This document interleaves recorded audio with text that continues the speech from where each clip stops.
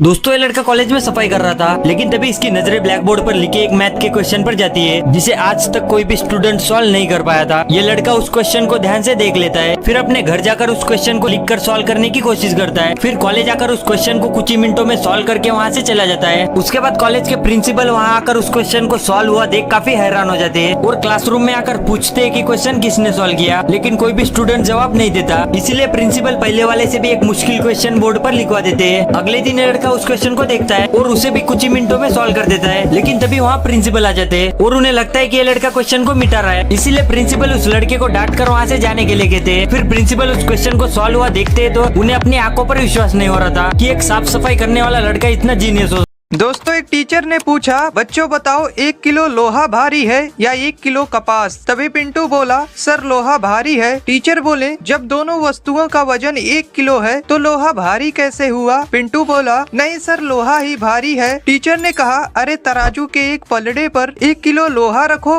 और दूसरे पलड़े पर 1 किलो कपास रखो, दोनों पलड़े एक बराबर समांतर में रहेंगे। पिंटू ने फिर से कहा, नहीं सर लोहा ही भारी है। टीचर ने कहा, अरे गधे दोनों का भार एक बराबर है। तभी पिंटू बोला, ठीक है सर, आप मुझे 1 किलो कपास फेंक कर मारिए और मैं आपको 1 किलो लोहा फेंक कर मारता हूँ, तब आपको समझ आएगा कि कपास और लोहे में भारी कौन सा। जब काम वाली पोछा लगा रही हो और मुझसे गलती से फर्श गंदा हो जाता है तो वो कहती है कि कोई बात नहीं, आप जाओ, मैं यहाँ दोबारा साफ कर दूंगी। और जब मम्मी पोछा लगा रही होती है और मुझसे गलती से फर्श गंदा हो जाता है तो वो कहती है कि बेवकूफ देखकर नहीं चल सकता, सारा दिन मोबाइल में घुसा रहता है।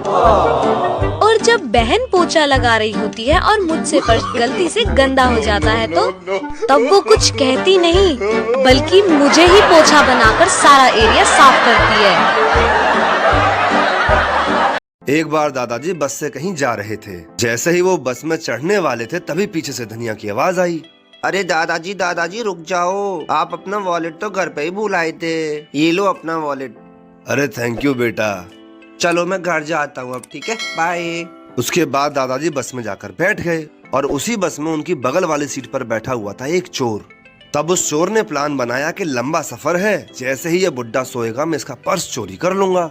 थोड़ी देर बाद चोर की आंख लग गई और जब उसकी नींद खुली तो उसने देखा कि दादाजी सो रहे हैं। वो तुरंत दादाजी के पास पहुंचा और उनकी सारी जेबें टटोल मारी, लेकिन उसको वॉलेट कहीं नहीं मिला। थक हार कर वो अपनी सीट पर आके बैठ गया।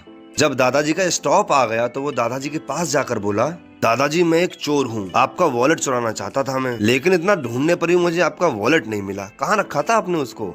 मुझे तुम्हारी शक्ल देख के ही पता चल गया था कि तुम चोर हो, इसीलिए जब तुम सोए थे मैंने अपना वॉलेट तुम्हारी जेब में रख दिया था। समझ गए बाबू? अब मैं चलता हूँ। एक पिता अपनी बेटी के लिए लड़का देखने गया। उन्होंने लड़के के पिता से पूछा, छोरो काई करे है? लड़के के पिता ने कहा, सीए है। उन्होंने पूछा, छोरा की बहन काई करे है? पिता ने कहा, वाह भी सीए है। उन्होंने फिर पूछा, छोरा की माँ काई करे है? पिता ने कहा, वाह भी सीए है। उन्होंने फिर पूछा, अरे वाह सब सीए है, मतलब आप भी सीए ही होंगे? लड़के का पिता, ना मैं तो घाघरा ब्लाउज कटिंग करूं, ये सब लोग सीए हैं।